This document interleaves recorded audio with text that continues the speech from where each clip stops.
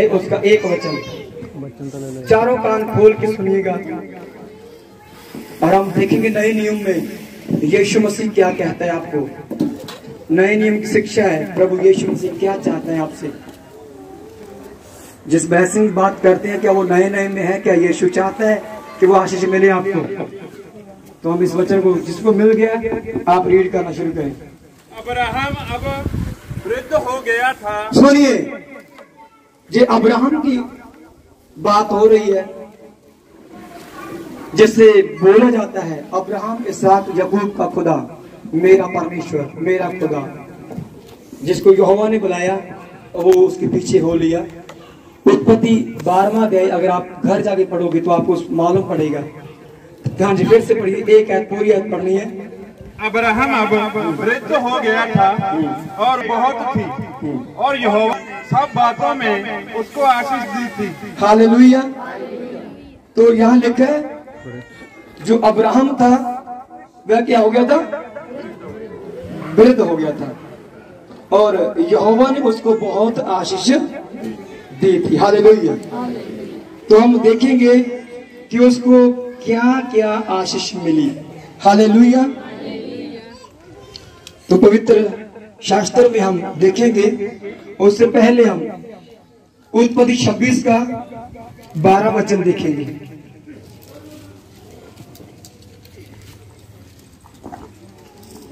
इसहाक का महान बनना। फिर इसहाक ने उस देश में जोता बोया और उसी वर्ष में 100 गुना फल पाया, और यहोवा ने उसको आशीष दी। 3 बार पढ़िए इस वचन को।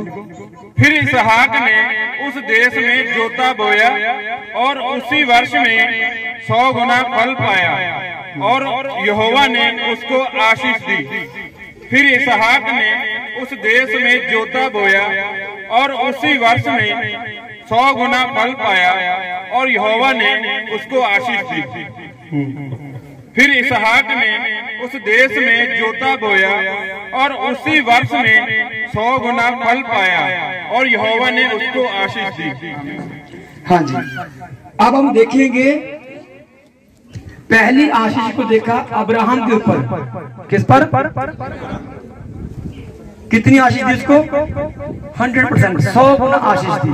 अगर आप थक चुके तो बैठ सकते हो, और खड़े रहना चाहते 2 मिनट खड़े रहे। सुनिए, तो उसका जो बेटा हुआ इसहाक, उसको भी परमेश्वर ने कितनी आशीष दी? 100 गुना। अब देखते हैं कि अब्राहम को क्या आशीष दी। आशीष में है क्या? हम आशीष बोलते हैं कि यहोवा को आशीष दे। आशीष किसको बोलते हैं? पढ़ेंगे हम उत्पत्ति 24 अध्याय उसका 34 और 35 और 36 वचन। उत्पत्ति 24वां अध्याय 34, 35 और 36 वचन। तब उसने कहा, मैं तो अब्राहम का दास हूँ, यहोवा ने मेरे स्वामी को बड़ी आशीष। अब सुनिए, जो अब्राहम की आशीष है वो कौन बयान कर रहा है?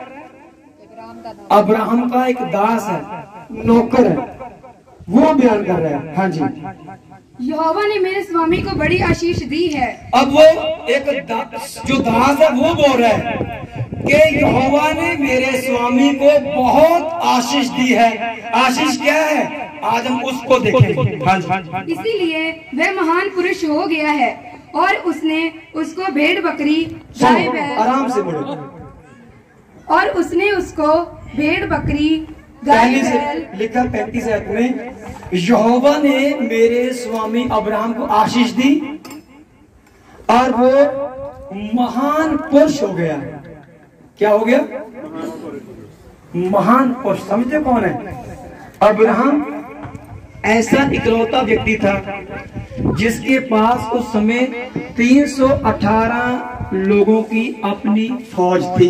कितनी? अपनी फौज अब्राहम के पास। तो जहां जिस देश में गया, आप बैठ जाइए अपने स्थान पर, राजाओं ने, सुनो ध्यान से, राजाओं ने, बोलो,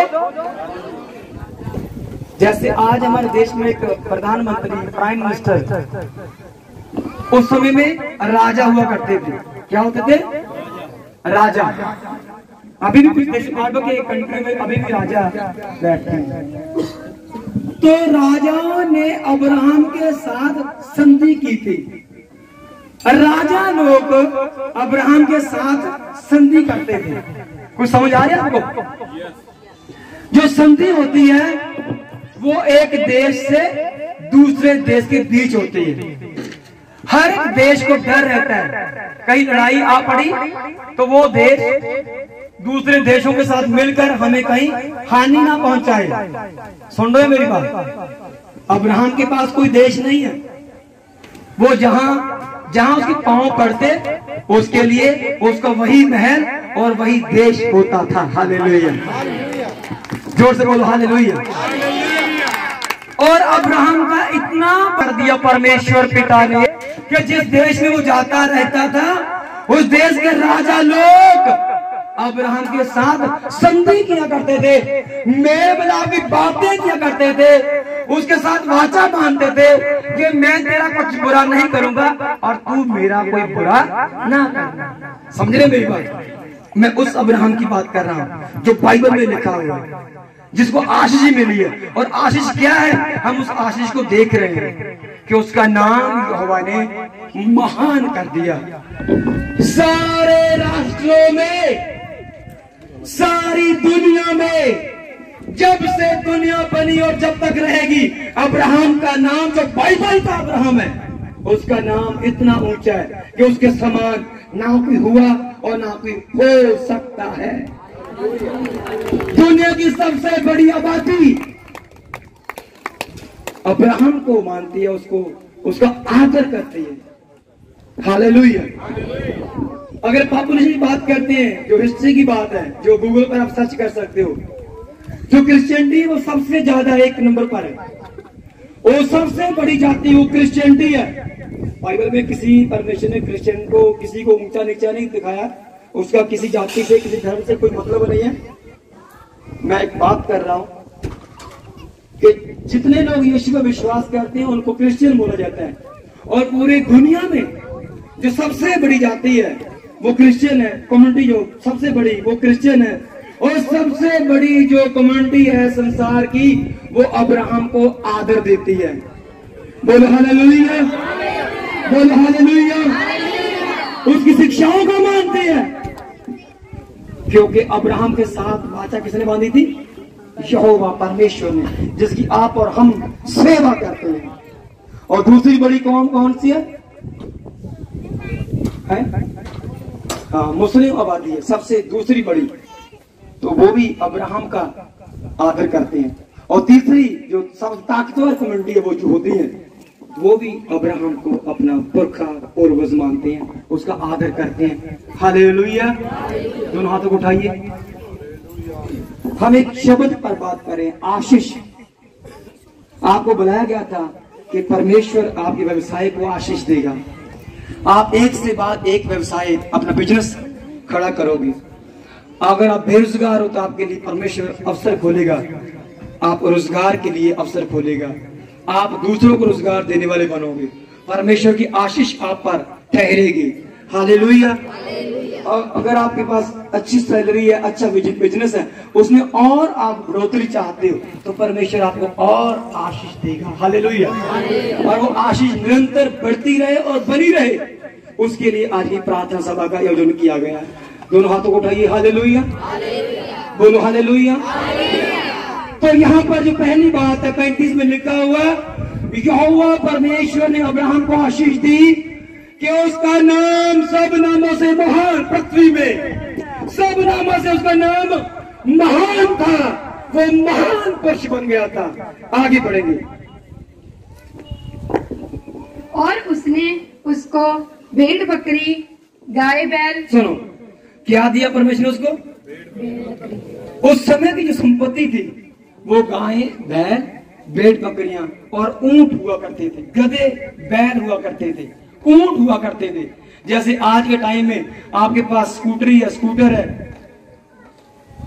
कार है, ऑटो है, बस है, ट्रक है, उससे बड़ा ट्रक है, ट्राले है, हेलीकॉप्टर है, जहाज है, एरोप्लेन है। उस समय की जो संपत्ति थी वो क्या हुआ करती थी? भेड़ बकरियां, गाय बैल, ऊंट, गधे, घोड़े हुआ करते थे।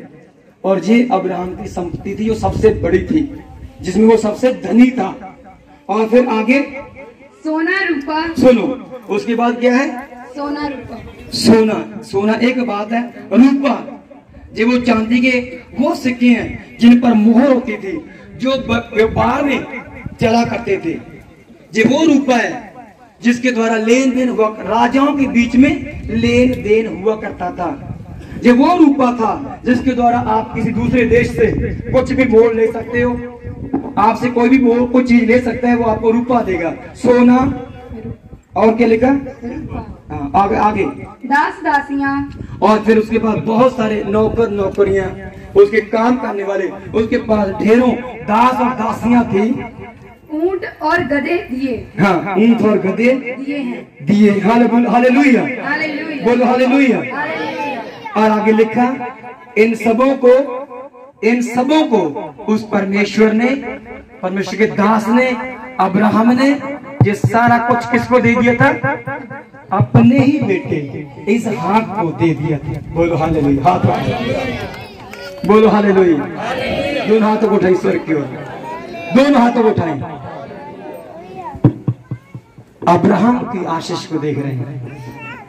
उसका एक बड़ा नाम था, राजा लोग उसके साथ संधि मेल मिलाप करते थे। उसका नाम था हालेलुया। और उसको भेड़ बकरियां, गाय बैल, गधे, घोड़े, ऊंट, सोना, चांदी, जो रूपा लिखा है कहीं आपको चांदी लिखा होगा, मतलब चांदी के सिक्के होते थे, मोहरें अशर्फियां होती थी जिसके द्वारा व्यापार किया जा सकता था। तो इन सबों में अब्राहम क्या था? एक धनी व्यक्ति था। क्या था? बोलो, सब बोलिए, जोर से बोलिए। जो धनी बनना चाहता है वो बोलेगा जोर से। अब्राहम क्या था? और जोर से। आपकी आवाज तो आनी नहीं। Hallelujah, hallelujah. अच्छा, तो क्या यीशु मसीह चाहते हैं कि आप भी धनी हो जाएं? हाँ जी, कौन कौन चाहता है? जो चाहता है वो खड़ा हो जाएगा मौके पर। एक वचन में लिखा है कि यीशु मसीह तुम्हारे लिए निर्धन बना। क्या बना? ताकि तुम क्या बन जाओ? कोई पढ़ेगा 2 कुरिन्थियों 8:9।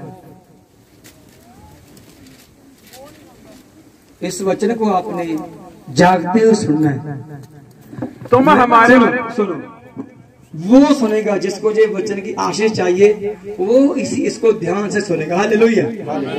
जब आप सुन लिया, हालेलुया, अगर आपको समझ आ गया तो आप उछलते हुए हालेलुया का नारा लगाओगे। अभी नहीं, अगर इस वचन को आपने सुन लिया, अगर आपकी समझ में आ गया, जिनकी समझ में आ गया वो कूदता उछलता हुआ तालियों के साथ नाचता हुआ हालेलुया के नारे लगाएगा। क्या करेगा? हालेलुया के नारे। हाँ जी, क्या बोला था मैंने? वर्ष बोलिए। 2 कुरिन्थियों हाँ। 8:9 जी पढ़ो। तुम हमारे प्रभु यीशु मसीह का अनुग्रह जानते हो कि वह धनी होकर भी तुम्हारे लिए कंगाल बन गया, ताकि उसके कंगाल हो जाने से तुम धनी हो जाओ। आमीन। हालेलुया।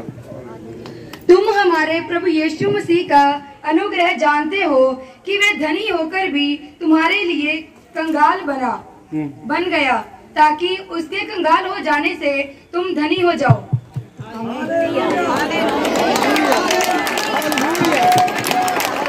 तो ये तो बात नहीं बन रही।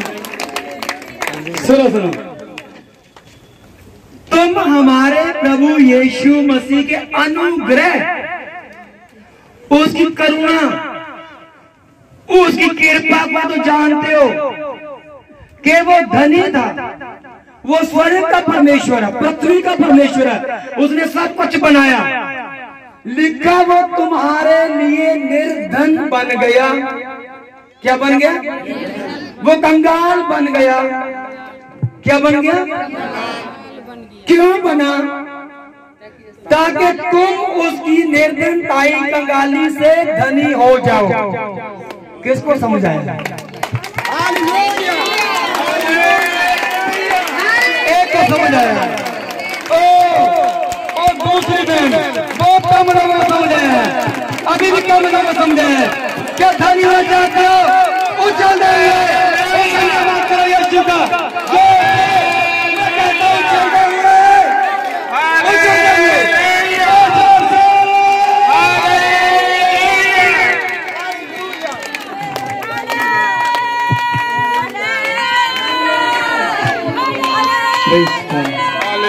पवित्र आत्मा में कार्य कर रहे हैं। ओ यहोवा काम हो रहा है। ओ चलते हुए ताली बजाते हुए जोर से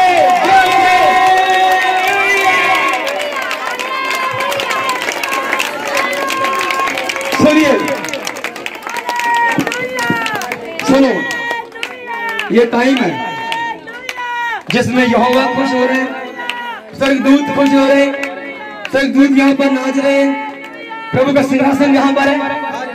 अगर आप अभी इस वचन में विश्वास नहीं करोगे तो बाद में मेरे पास मत आना, मुझे ना कहना पास मेरी दुआ करो मेरा कारोबार बड़ा हो जाए। अगर बढ़ना चाहते हो मैं कहता हूँ नाचना शुरू कर दो, और नाचना शुरू कर दो, नाचना शुरू कर दो।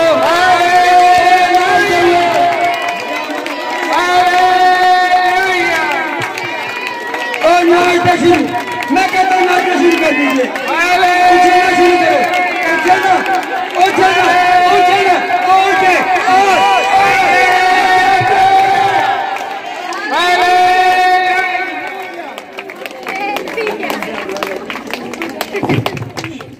हाथों को उठाइए और नाचते हुए ओ जीसस, तालियों के साथ हालेलुया, जीसस, जीसस, हालेलुया। बड़ी बादशाह वाला था जानदे ने पाक खुदा दे होना दे बोल यीशु ने चुने जेड़े हो जानदे। सुनो, सुनो मेरी बात ध्यान से, अपने सुस्ती के बंधनों को छोड़ दीजिए। मैं देख रहा हूं पूरा स्वर्ग नाच रहा है, परमेश्वर जी पहुंच चुके हैं यहाँ पर कि वो आपको आशीष दे। वो आशीष लेकर आए हुए जो खुशी मनाएंगे परमेश्वर के साथ, वो उनके घर में खुशियां बनी रहेंगी। आज टाइम है कि वो बड़ी आशीष ले ले, नाचते हुए कलीसिया और नाचते हुए, ताली बजाते हुए, चलते सब हो जाने ने पाक खुदा दे होना दे बोल यीशु ने चुने हो जाने, ने पाक खुदा दे होना दे बोल यीशु ने जेड़े हो जानदे ने पाक खुदा दे होना दे बोल यीशु ने पाक खुदा दे। हेलो कलीसिया, वो पीछे वाले क्या आपको समझ आ रहा है क्या हो रहा है? कुछ समझ आ रहा है? कुछ समझ आ रहा है आपको जो मैं कुछ बोल रहा हूँ? कि फारसी में बात करूं? आ रहा है जिनको समझ आ रहा है तो हाथ उठाओ। मैं आपको भेद बता रहा हूं। आज तक आपने ये प्रचार नहीं सुना होगा आशीष के ऊपर, मैंने तो कभी नहीं सुना, मैं तो पहली बार समझ रहा हूं। आज जो पवित्र आत्मा समझाया वह आपसे पहली बार ही बात कर रहा हूं। हालेलुया। सुनो ध्यान से, आप यीशु के अनुग्रह को जानते हो कि वो धनी था जब वो जिसने अब्राहम को आशीष दी। आज वही यीशु यहां पर पहुंचे कि वो आपको आशीष दे। लिखे आप जानते हो कि अनुग्रह को वो धनी तो था पर वो निर्धन हो गया। क्यों? ताकि उसकी कंगाली से, निर्धनताई से तुम धनी हो जाओ। क्या धनी हो चाहते हो? कौन चाहता? जो चाहता हाथों को उठाए और नाचता हुआ गए, नाचते हुए गए। खुदा दे होना दे वो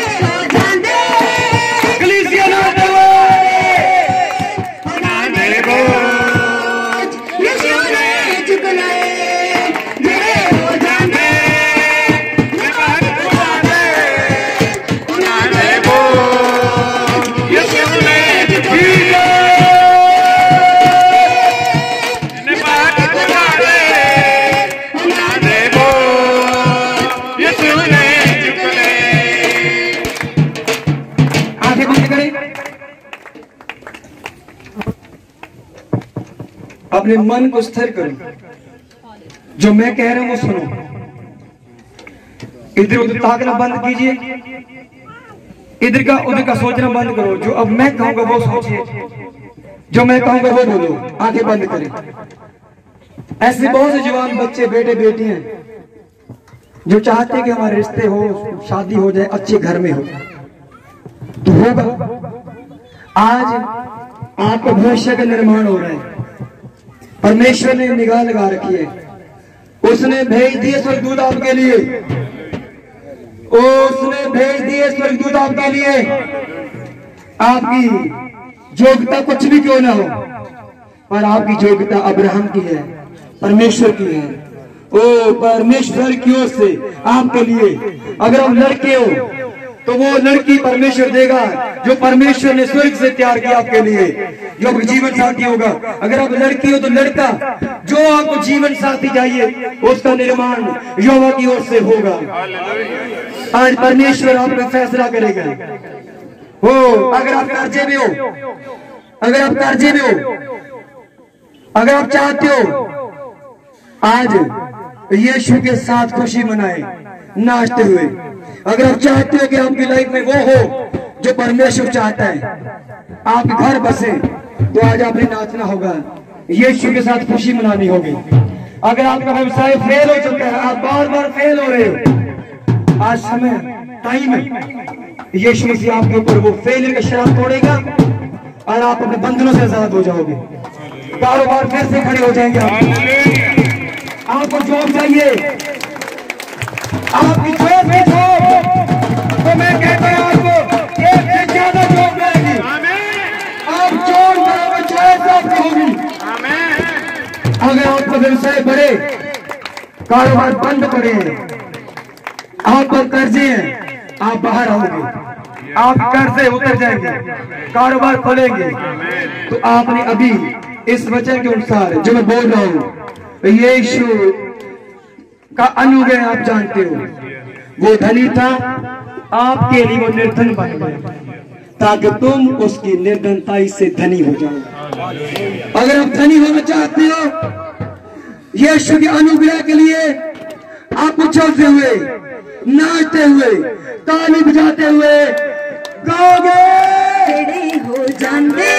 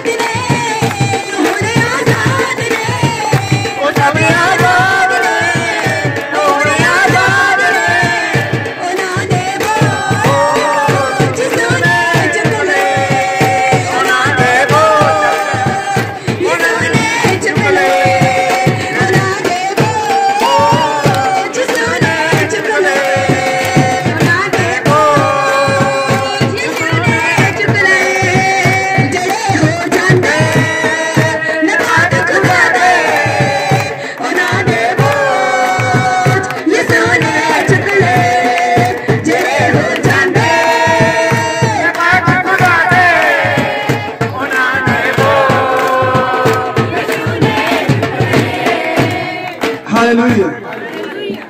एक वचन और पढ़ूंगा, इसके द्वारा आप पूरे आनंद के साथ भर कर नाचोगे। मैं कहता हूँ हालेलुया, हालेलुया, और जोर से बोलो गलातियों की पुस्तक 3 का 13 और 14 वचन।